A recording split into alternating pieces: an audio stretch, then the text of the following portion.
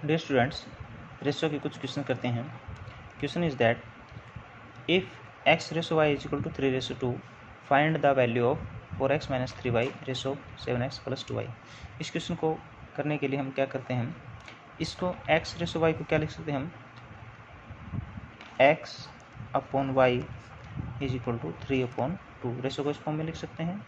Similarly इसको आप क्या लिख सकते हैं, 4x minus 3y upon 7x plus 2y, इस प्रकार से लिख सकते हैं।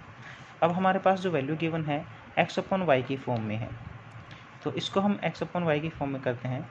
हम इसको देखते हैं तो क्या कर सकते हैं, इसको अगर हम न्यूमरेटर और डिनोमिनेटर को y से डिवाइड कर देते हैं तो यहाँ पर कांस्टेंट बच जाएगा, यहाँ पर कांस्टेंट बच जाएगा, और ये क्या आ जाएगा x अपॉन वाई की फॉर्म में। तो क्या लिखेंगे, डिवाइडिंग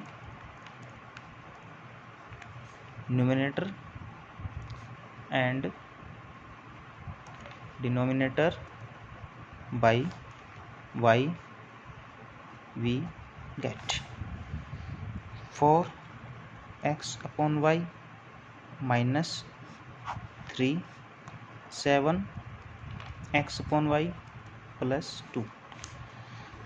अब यहाँ पर x अपॉन y 4 के साथ मल्टीप्लाई है, x अपॉन y 7 के साथ मल्टीप्लाई है, और यहाँ पर हम x अपॉन y की वैल्यू पुट कर देते हैं।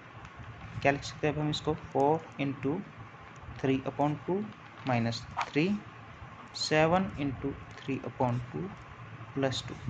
ये 2 कैंसिल हो जाता है, कितना बच जाता है 6 माइनस 3, और ये बच जाता है 21/2 प्लस 2, ये बच जाता है हमारे पास 3। इसका एलसीएम ले लेते हैं हम 2, और ये हो जाता है 21 प्लस 4। इसको आगे क्या कर सकते हैं, 3/25/2, 2 ऊपर जाके मल्टीप्लाई हो जाता है 6/25। तो ये वैल्यू किसकी आ जाती है हमारे पास, 4x माइनस 3y, यानी किसका आया था हमारे पास, 4x minus 3y ratio 7x plus 2y is equal to 6/25। तो ऐसे क्वेश्चन को हम इस प्रकार से सोल्व कर सकते हैं। इसी प्रकार से एक और एग्जांपल लेते हैं। a रेशो b गिवन है 16:3, find the value of 3a² plus 2b² ratio 3a² minus 2b²। पिछले क्वेश्चन में सिंपल a था, यहाँ पर हमारे पास a² है और b² है, तो हम वैसे ही इस क्वेश्चन को सोल्व करते हैं। इसको क्या लिख सकते हैं हम, a upon b is equal to 16/3। a² है b² है, तो हम इसका क्या कर सकते हैं, स्क्वायर लिख सकते हैं, a² अपॉन b²। 16 का स्क्वायर होगा हमारे पास 256, 3 का स्क्वायर होगा 9। ये वैल्यू आ चुकी है हमारे पास a² b² की। अब इसको हम इसी प्रकार से लिख सकते हैं, 3a² plus 2b² upon 3a² minus 2b²। जैसे पिछले क्वेश्चन में किया था हमने, क्या करते हैं, इसको न्यूमरेटर और डिनोमिनेटर को b² से डिवाइड कर देते हैं। यहाँ पर कांस्टेंट बच जाएगा, यहाँ पर कांस्टेंट बच जाएगा, यहाँ पर क्या आ जाएगा, a² upon b², a² upon b²। तो b² से डिवाइड करते हैं दोनों को, न्यूमरेटर डिनोमिनेटर को। हम क्या ज्ञात करते हैं, 3a² upon b² plus 2 upon 3a² upon b² minus 2, ये बच जाता है हमारे पास। अब हम क्या करते हैं, a² अपॉन b² की वैल्यू पुट कर देते हैं इसमें। a² b² की वैल्यू क्या है हमारे पास, a² अपॉन b² की 256/9, तो 3 इंटू 256/9 प्लस 2, 3 इंटू 256/9 माइनस 2। अब इसको हम, ये कितना हो जाएगा 3, और ये बच जाएगा हमारे पास, इसको भी ऐसे ही करते हैं, होता है 3, तो हो जाता है 256/3 प्लस 2 और 256/3 माइनस 2। 3 यहाँ पर एलसीएम ले लेते हैं, 3 यहाँ पर एलसीएम ले लेते हैं, वो दोनों आपस में क्रॉस हो जाएंगे। इसको हम क्या लिख सकते हैं, 256 एलसीएम 3 लिया था यहाँ पर +6 और यहाँ पर 256 माइनस 6, तो कितना देता है 262/250। ठीक है, अब 2 से ये कट जाता है तो ये हो जाता है 131 और 125। ठीक है, इसको क्या लिख सकते हैं 131/125।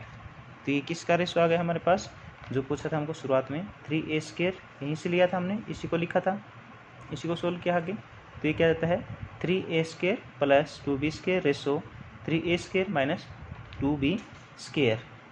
इनका रेशो कितना आएगा हमारे पास, रेशो आ जाएगा हमारे पास 131/125।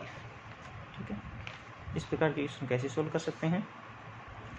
इसी प्रकार एक क्वेश्चन और लेते हैं, इसमें गिवन है x/y यानी x y का रेशो गिवन है 7/4, find x³ - y³ upon cube, हमने फाइंड आउट करना है। तो इसके लिए देखो क्या करते हैं, हमको क्या चाहिए x³ चाहिए, तो इसका क्यूब करेंगे हम, x³ अपॉन y³। 7 का क्यूब कितना होगा 7 × 7 = 49 और 3 4 3, 4 × 16 = 64। ठीक है, अब हम क्या करते हैं, यहाँ पर हमको चाहिए x³ अपॉन y³। तो हम क्या करते हैं, इसको जैसे पीछे क्वेश्चन में किया था, हम y³ से डिवाइड कर देते हैं, y³ से डिवाइड कर देते हैं न्यूमरेटर और डिनोमिनेटर दोनों को। इससे पहले ये भी कर सकते हैं हम, इसको क्या कर सकते हैं, देखो x ये y, इससे डिनोमिनेटर में ही y³ है, 2 नहीं है, x नहीं है यहाँ पर, तो क्या करते हैं, इसको अलग अलग लिख सकते हैं हम, x³ upon y³ minus y³ upon y³। तो क्या हो जाता है ये x³ माइनस y³ माइनस 1, और हम अब x³ माइनस y³ की वैल्यू पुट कर देते हैं, कितना है 343/64 माइनस 1। अब हम इसको सोल्व कर लेते हैं, इसका एलसीएम ले लेते हैं इसका, हम एलसीएम आ जाता है 64, 343 माइनस 64, इसको हम लेस करते हैं तो कितना हो जाता है 9 7 और 2/64। ये हो गया सोल्व। इसमें पूछ रखा था इसकी वैल्यू, तो इसकी वैल्यू आ जाती है हमारे पास 279/64। नेक्स्ट क्वेश्चन है 5a + 6b upon 5a - 6b = 5, find the value of this. जैसे पिछले क्वेश्चन में हमने किया था, अगर यहाँ पर सिंपली a/b गिवन होता तो यहाँ पर हम उसको a²/b² निकाल लेते, a/b गिवन होता तो भी हम उसका a²/b² निकाल लेते।